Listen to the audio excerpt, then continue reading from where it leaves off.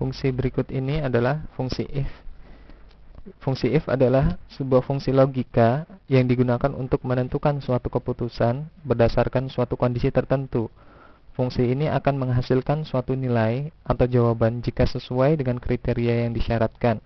Sebaliknya, fungsi ini akan menghasilkan nilai atau jawaban yang lain jika hasilnya tidak sesuai dengan kriteria yang disyaratkan. Sebagai contoh, jika nilai ujian di atas 59, maka hasilnya akan lulus. Ya. Jika tidak, maka tidak lulus. Berdasarkan contoh tersebut, dapat kita buat menjadi sebuah rumus fungsi sebagai berikut.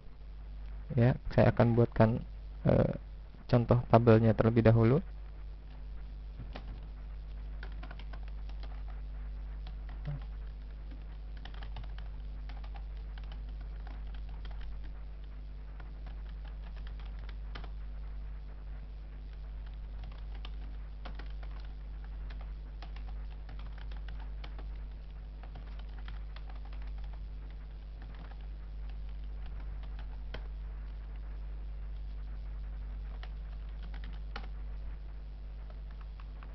Contoh nilai ujiannya adalah 70,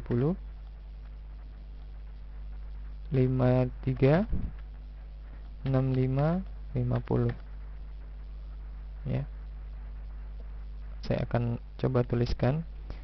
Kriteria yang ditentukan tadi adalah apabila nilai ujian itu di atas 59, maka dia akan lulus. Oke, saya tulis dulu di sini kriterianya.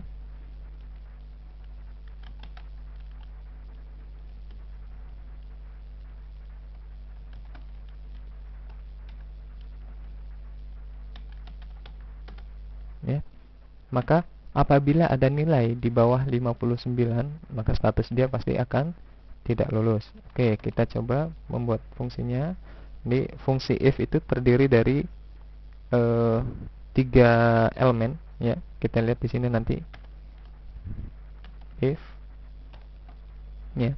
Di sini ada logical test, ada value if true, lalu ada value if false, ya. Logical test ini adalah kriteria atau kriteria tertentu yang kita syaratkan terhadap suatu nilai. Nah, kriteria di sini tadi contohnya adalah nilai lebih besar dari 59, maka dia akan lulus. Oke, langsung kita tulis. Jika nilai ujian, kita lihat field nilai ujian itu di mana?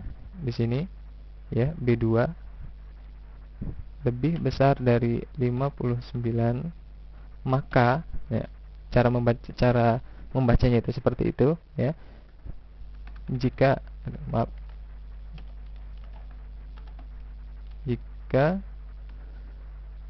B9 lebih besar dari 59, B2 lebih besar dari 59, maka statusnya adalah lulus, ya.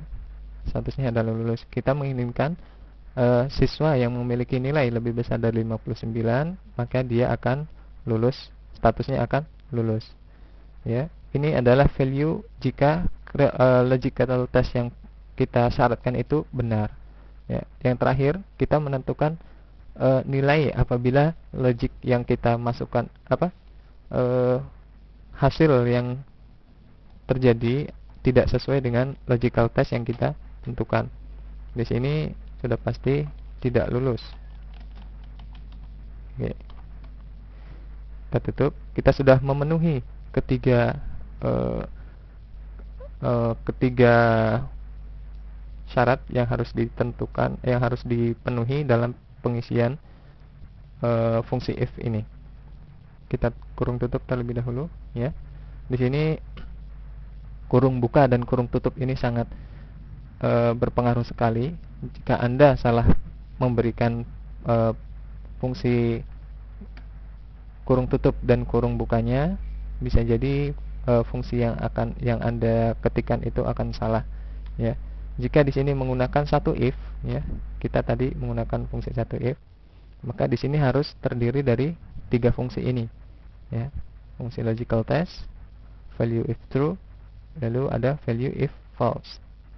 Nah, di sini juga kutipnya harus satu. Seandainya Anda salah memberikan kutip atau double kutip, double kurung, maka kurung yang satu ini tidak ada lawannya, ya. Kita lihat di sini tidak ada lawan yang menyala di sebelah kanannya, di sebelah kiri.